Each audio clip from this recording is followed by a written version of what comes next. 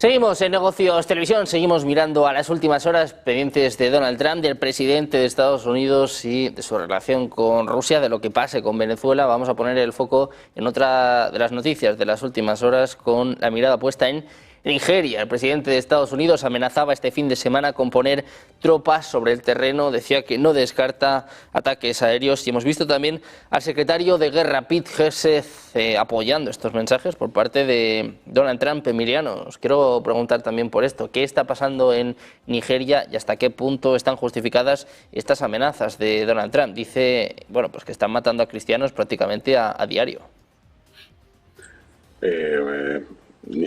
Vamos, yo creo que hay que hacerlo el análisis desde el punto de vista electoral. Una importante base electoral de Trump son los cristianos, el movimiento cristiano, que aquí lo entenderíamos como un movimiento de protestante, y entonces lo que está mandando es un mensaje, porque recordemos que esta semana se dirime gobernador de Virginia, gobernador de New Jersey, y nada más y nada menos que la maravillosa ciudad que hizo multimillonario al señor Trump, New York, con la posibilidad de que gane un demócrata socialista, que sería lo que más le dolería al señor Trump. Entonces, pues trata un poco, al menos, de no perder Virginia y New Jersey, puesto que eso implicaría romper en la balanza dentro del Senado, y para eso necesita tratar de movilizar a las bases. Y una importante base es lo que se conoce como el movimiento cristiano, porque dudo mucho que vaya a hacer ningún tipo de operación en Nigeria, porque si ya es complicado en Venezuela por la extensión que tiene, imagínate en Nigeria. Además que Nigeria no es lo mismo el norte de Nigeria, que está controlado fundamentalmente por algunos movimientos radicales islámicos, con el sur de Nigeria. Entonces, bueno, yo creo que simplemente es una amenaza para tratar de meter miedo, lo habitual en él, para ver si se reduce la persecución a las iglesias cristianas. Me imagino que eso también podría decirlo en otros países, ¿no?, que donde también se persigue, en este caso, a los cristianos católicos, no a los cristianos protestantes. Pero vamos, no creo que vaya más allá que ese anuncio para tratar de reducir la tensión y sobre todo utilizarlo electoralmente en esta semana, que es un poco crítica para los republicanos. Pues Adrián, te quiero preguntar lo mismo. ¿Qué está pasando en Nigeria? ¿Qué está pasando en África en general? Sabemos que muchos de estos países se están uniendo, están creando alianzas con los BRICS, y hasta dónde puede llegar esta amenaza por parte de Donald Trump. Sí, vamos a ver, desde el punto de vista de la amenaza de Donald Trump, es interesante el planteamiento que ha hecho Emiliano sobre el posible impacto electoral de este movimiento, y luego está, ya lo he comentado antes, el factor imagen, que en el caso de Trump es constante. Él siempre está obsesionado con proyectar una imagen dura, agresiva en el ámbito internacional, y por eso cada vez que hace un movimiento, digamos, de reducción de tensión, siente obligado a compensarlo, ¿no? Y en este caso tenemos varias razones que justifican esto. Tenemos los 3 movimientos con respecto al no envío de Tomahawks a Ucrania, la reducción de la ayuda financiera a Ucrania y, digamos, la marcha atrás en el posible ataque a Venezuela. Todo ello le justifica, dentro de su estrategia de imagen, el buscar otros argumentos, otros factores que le permitan mantener esa imagen de dureza y agresividad, ¿no? En el caso de Nigeria estamos hablando de un gran productor de petróleo. En ese sentido, pues ante ciertos sectores podría ser también una forma de transmitir que, bueno, no vamos a poder hacer nada con Venezuela, pero vamos a intentar neutralizar a otro gran productor de petróleo como Nigeria, ¿no? Lo que está sucediendo en África es, en cierta forma, el derrumbe del periodo neocolonial. Es el periodo neocolonial, que es el que se abre a partir del momento en que las colonias europeas se hacen formalmente independientes, pero siguen siendo en la práctica controladas desde los países europeos a través del control de los gobiernos. El control de los gobiernos de estos países independientes, control que se consigue de distintas formas, ¿no? A veces, pues, comprando personas, a veces chantajeando el país o ofreciendo determinados incentivos, pero en la práctica tener controladas a las élites pues permite a las potencias europeas pues acceder a los recursos del país, ¿no?, con distintos objetivos, ¿no? A veces recursos materiales, a veces utilizar al país como mercado, distintos objetivos en cada caso, ¿no?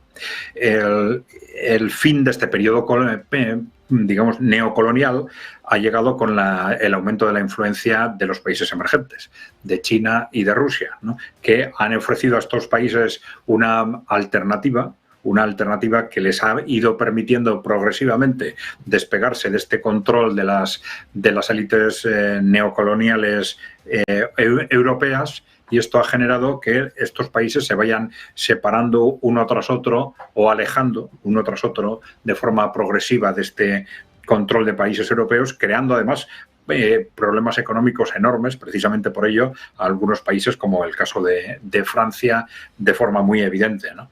Tenemos el factor, que es muy importante en todos estos países, del resurgimiento del yihadismo islámico en muchos países de África, del centro y del norte de África, y ya sabemos que el yihadismo islámico, de forma directa o indirecta, siempre ha estado controlado por Occidente y por algunos países cercanos a Occidente de Oriente Próximo, ¿no? Fundamentalmente los relacionados con la hermandad musulmana, ¿no?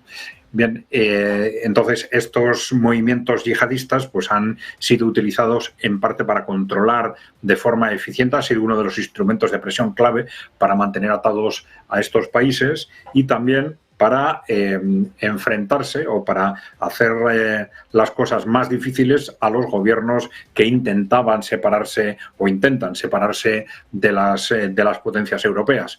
Entonces estamos ante un proceso que es progresivo, como todos los procesos, claro, ¿no? Es un proceso progresivo, pero lento, pero constante, y que tiene muy difícil vuelta atrás como consecuencia de las dinámicas internacionales y del peso relativo de Occidente, por un lado, que va cada vez a menos, y de los países emergentes, que va a más. Como consecuencia de esto, pues la influencia de estos países emergentes es creciente, y también, en consecuencia, las posibilidades de estos países de irse desprendiendo de ese yugo neocolonial.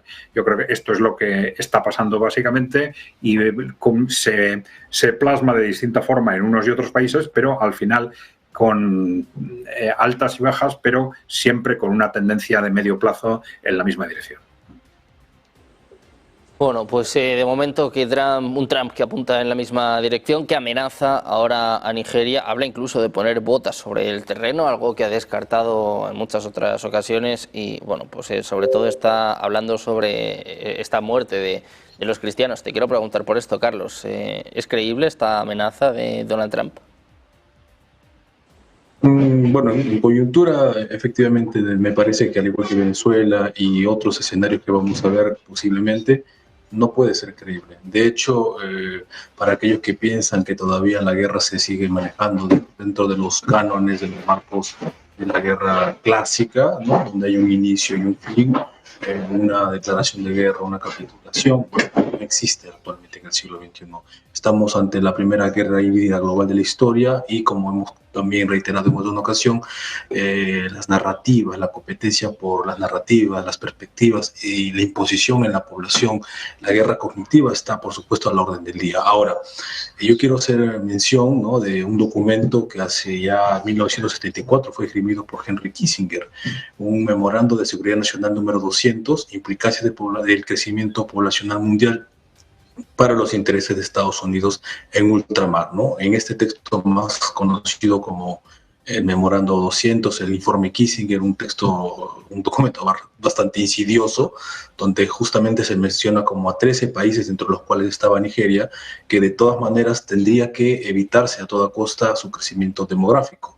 Bueno, ¿por qué él decía esto? Porque justamente si esto sucede, Nigeria se convertiría pues en una potencia demográfica en África, y de hecho lo es. Estamos hablando de casi 233 millones de habitantes, o sea, de lejos es una potencia demográfica, lo cual implica a la población entendido como poder, ¿no? Como activo geopolítico, pues puede generar, y desde ya tiene un mercado interno importante, que a su vez puede generar también las condiciones para una posible industrialización, que de hecho todavía no lo tiene. Actualmente Nigeria, por su misma posición en el mundo, dentro de África, que está dando cara al Atlántico y a lo que es el Golfo de Guinea Ecuatorial, tiene una posición de tránsito de materias primas estratégicas, petróleo, gas, litio, cobalto, tierras raras.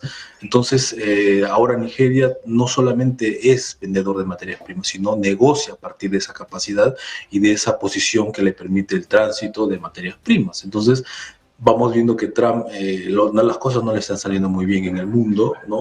Ucrania, bueno, no lo puede solucionar hasta ahora. Lo que estamos viendo en Venezuela, que es una amenaza permanente, ya dije, se va a quedar así, como no se va a retirar, no creo que se invada, pero no se va a retirar tampoco. Nigeria, vamos a ver lo que acontece, ¿no? Yo creo que es una forma también bien a su estilo, que hemos bautizado el modo abrupto de ser Donald Trump, de intentar generar presión, ¿no? En esa parte del mundo que, como bien dijo Adrián, también obedece a un proceso de la última fase de la descolonización, donde países históricamente postergados de su global, como es Nigeria, están intentando, bueno, pues sentar voz y posición a partir de esas condiciones que ya hemos dicho, ¿no? Básicamente demográficas, estratégicas en la posición y de recursos, ¿no? Que va a hacer justamente que Nigeria de lejos sea una potencia en ascenso dentro de la región África. Y para culminar ¿no? en esta perspectiva, lo que decía Emiliano también, ¿no? Tiene esto también réditos políticos al interior de Estados Unidos.